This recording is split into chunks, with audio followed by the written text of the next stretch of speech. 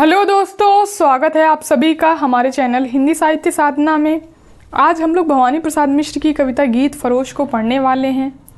इसके पहले वाली क्लासों में हम लोग महादेवी वर्मा और नागार्जुन की सारी कविताओं को पढ़ चुके हैं, जितनी भी कविताएं सिलेबस में लगी हुई हैं। अगर आप लोगों ने उन क्लासों को नहीं देखा है तो आप लोग इसी वीडियो के डिस्क्रिप्शन बॉक्स में जाके उन क्लासों को भी देख सकते हैं। गीत फरोश कविता भवानी प्रसाद मिश्र के गीत फरोश काव्य संग्रह में संकलित है और इस काव्य संग्रह का प्रकाशन 1956 ईस्वी में हुआ था। ये चीज़ आप लोग याद रखेंगे। इस कविता में दो स्थानों का नाम आया है जो कि पेपर में पूछा जा सकता है, पुणे और भुवाली। और कुछ रोगों का जिक्र किया गया है इस कविता में, जिसमें है तपेदिक,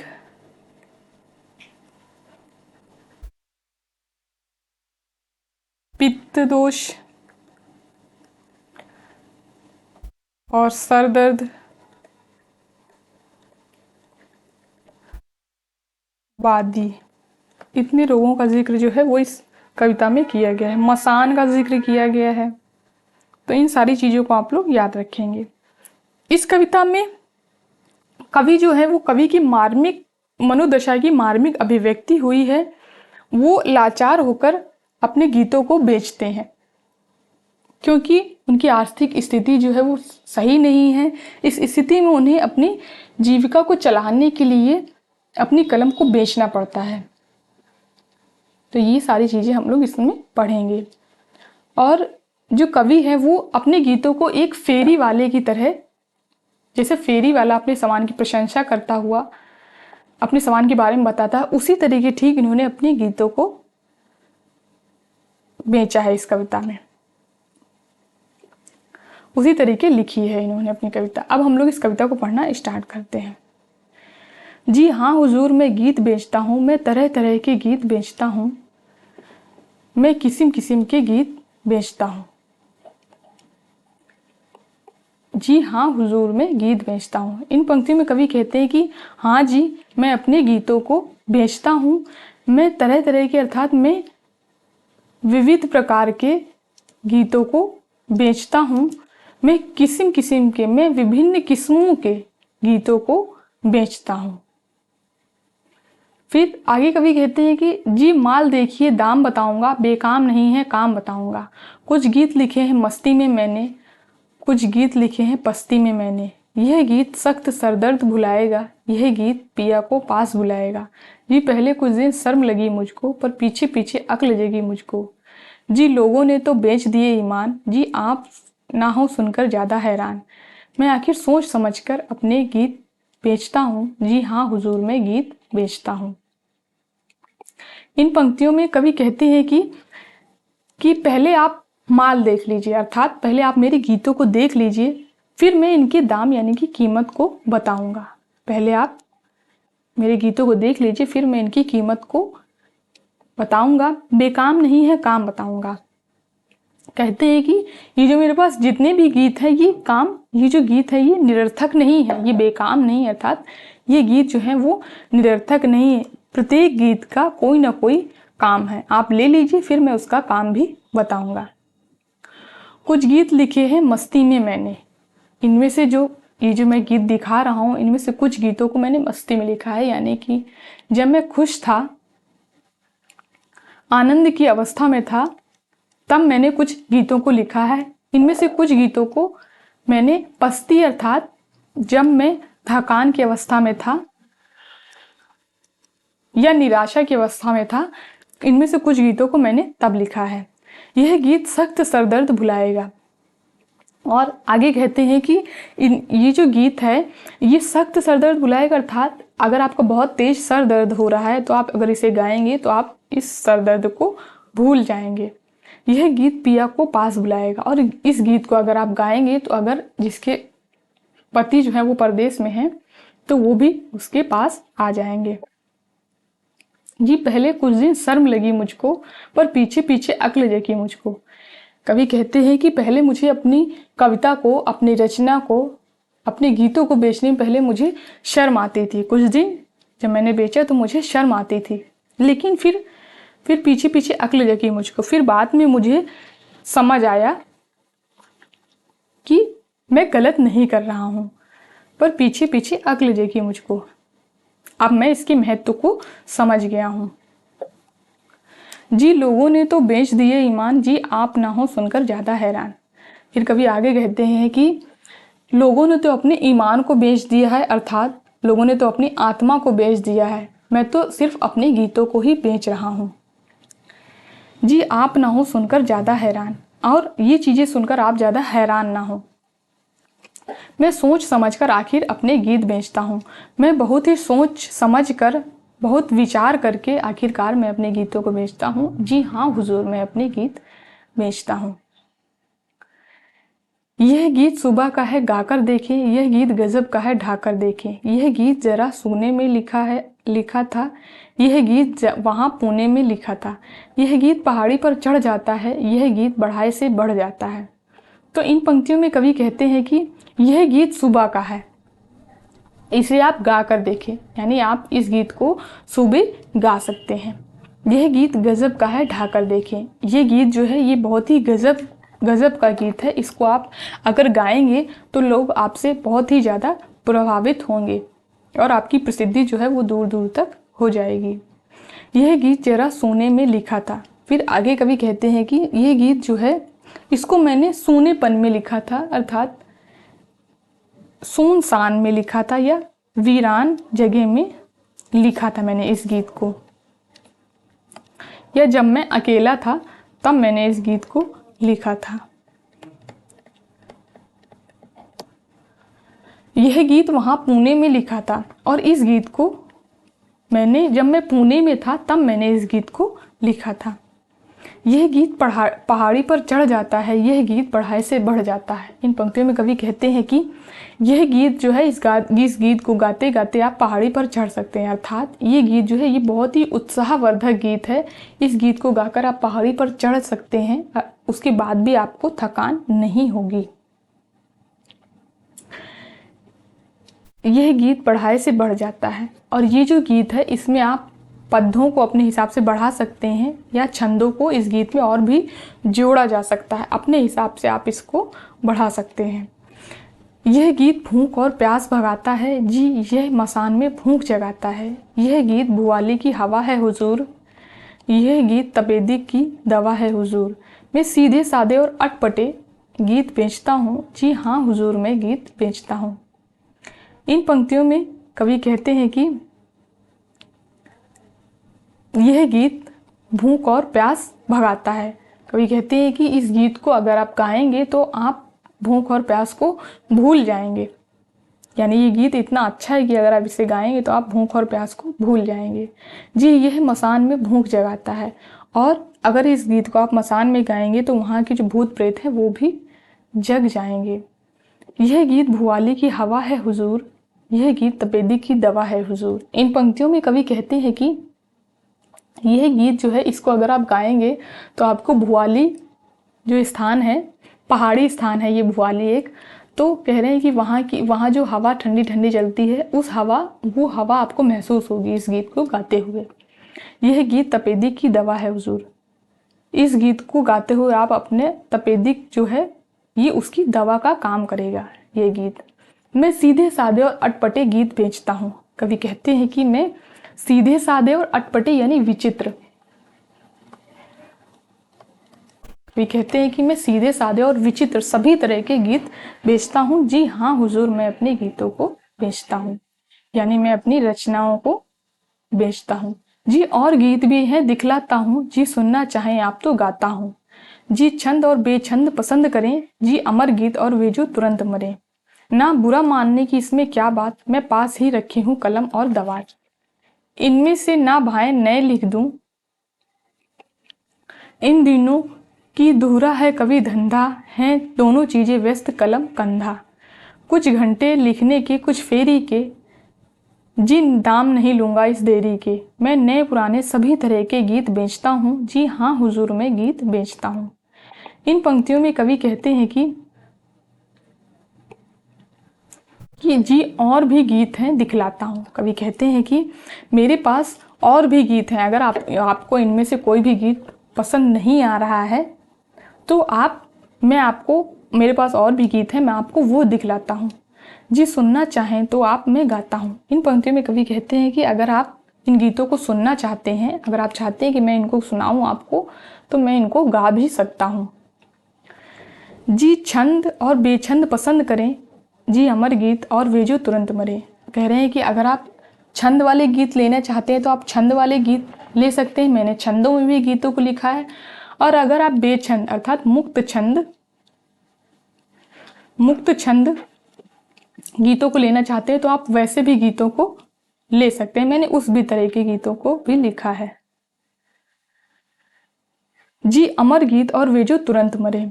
और आगे कवि कहते हैं कि मेरे पास वैसे भी गीत हैं जो कि जिनको आप गाएंगे तो वो गीत अमर हो जाएंगे, अर्थात उनको गाने का आपका बार बार मन करेगा, वो आपकी वाणी में वो गीत अमर हो जाएंगे, आप उन्हें बार बार गाएंगे। और वे जो तुरंत मरे अर्थात ऐसे गीत भी हैं जिनको आप एक बार गाएंगे और आपका दोबारा गाने का मन नहीं करेगा। ना बुरा मानने की इसमें क्या बात। कवि कहते हैं कि अगर आपको इनमें से पसंद नहीं आ रहा है तो इसमें बुरा मानने की कोई भी बात नहीं है, मैं पास ही रखी हूँ कलम और दवात।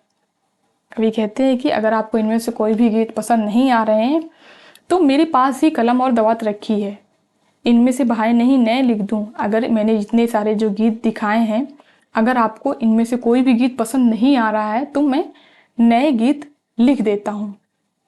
भाई यानी कि पसंद नहीं आ रहे हैं, अच्छे नहीं लग रहे हैं तो मैं नए गीत लिख सकता हूँ। इन दिनों धूरा है कवि धंधा, है दोनों चीज़ें व्यस्त कलम और कंधा। ये जो पंक्ति है ये इम्पॉर्टेंट है, ये देख के आपसे पूछा जा सकता है कि ये किस कवि की पंक्ति है या किस कविता की पंक्ति है, तो आप लोग याद रखेंगे, ये पूछा जा सकता है क्वेश्चन, ये इम्पॉर्टेंट है। इन दिनों धूरा है कवि धंधा।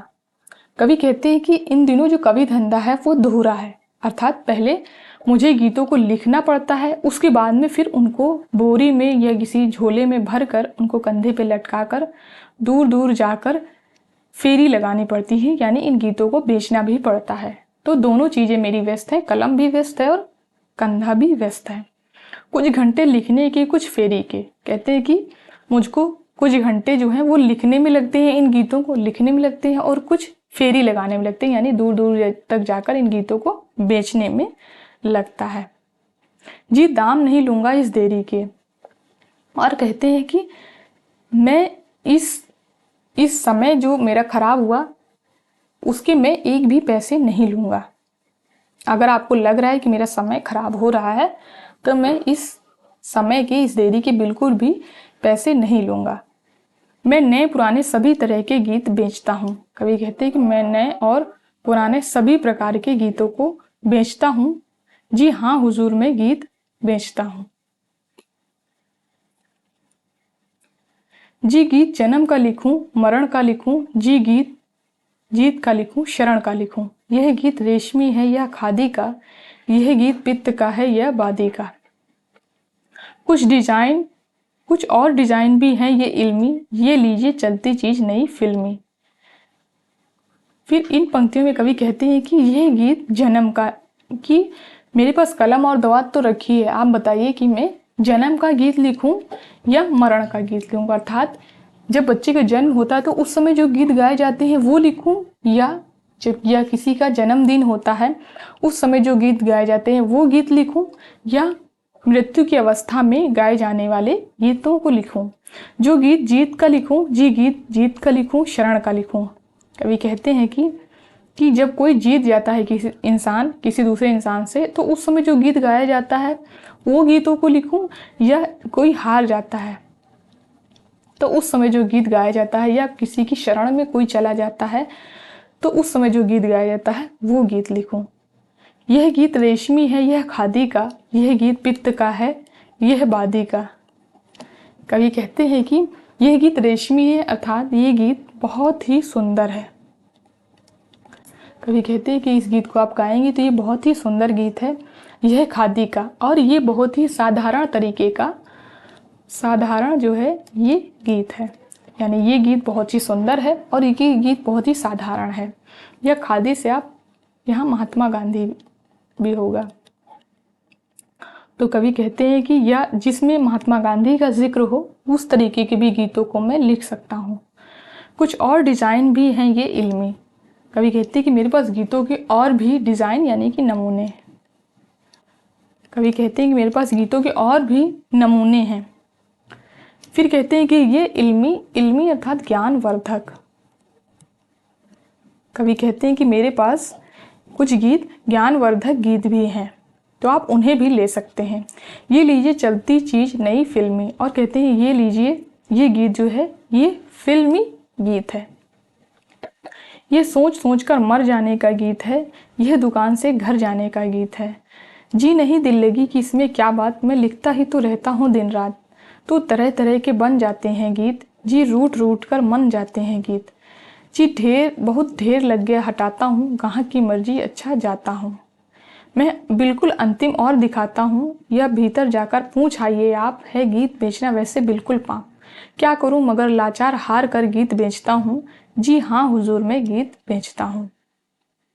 इन पंक्तियों में कवि कहते हैं कि मैं सोच सोच कर यह सोच सोच कर मर जाने का गीत है। कवि कहते हैं कि ये जो गीत है ये सोच विचार कर या चिंता में घुल घुल कर, चिंता करते करते हुए घुल घुल कर मर जाने का गीत है। यह दुकान से घर जाने का गीत है। या इस गीतों को आप गाते गाते दुकान से घर जा सकते हैं, या आप नॉर्मल जैसे आने जाने में इस गीत को गुनगुना सकते हैं। जी नहीं दिल लगी कि इसमें क्या बात, मैं लिखता ही तो रहता हूँ दिन रात। इन पंक्तियों में कवि कहते हैं कि जी नहीं, इसमें हंसी मजाक की कोई बात नहीं है, मैं दिन रात लिखता ही रहता हूँ।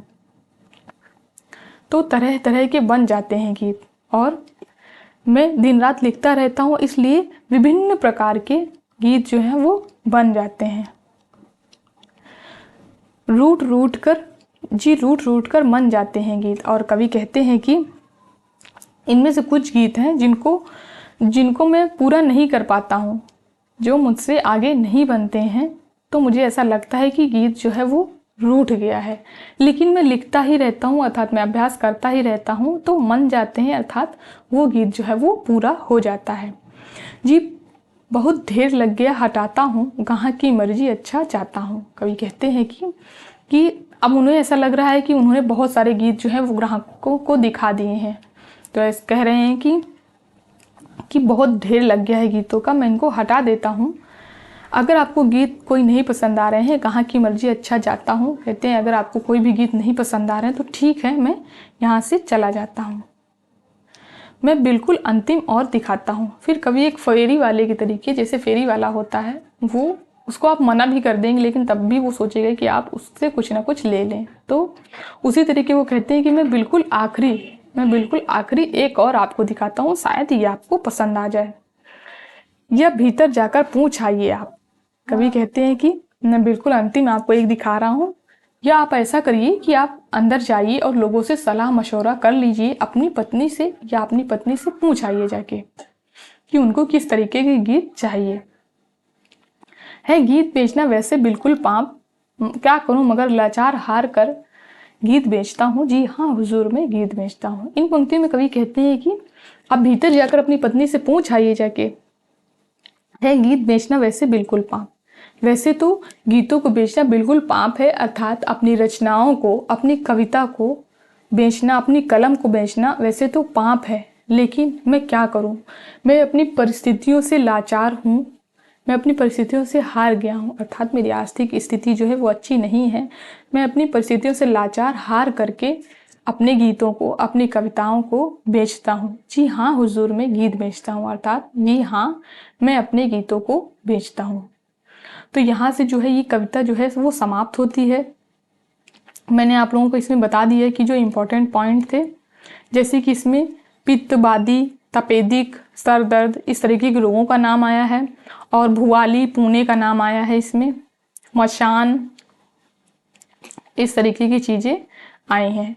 और ये जो पंक्ति है ये बहुत इम्पॉर्टेंट है इसमें भी, और ये वाली पंक्ति, ये दोनों ही पंक्तियां जो हैं ये बहुत इम्पॉर्टेंट है, ये पेपर में पूछी जा सकती हैं। तो और बाकी पंक्तियाँ जो हैं आप इनको 2-3 बार पढ़ लेंगे इसकी कविता ना, तो आपको समझ में आ जाएगी ये इसकी पंक्तियाँ, फिर आपसे लगाने में गलत नहीं होंगी। क्रम से लगाने वाली जो पंक्तियों को क्रम से लगाने वाले प्रश्न जो हैं वो पेपर में पूछे जा रहे हैं। तो आप लोग बताइएगा जरूर, आप लोग कमेंट करके कि ये क्लास आप लोगों को कैसे लगी। धन्यवाद दोस्तों इस क्लास को लास्ट तक देखने के लिए। अगर क्लास पसंद आई हो तो लाइक करिए, शेयर करिए एंड हमारे चैनल को सब्सक्राइब करिए।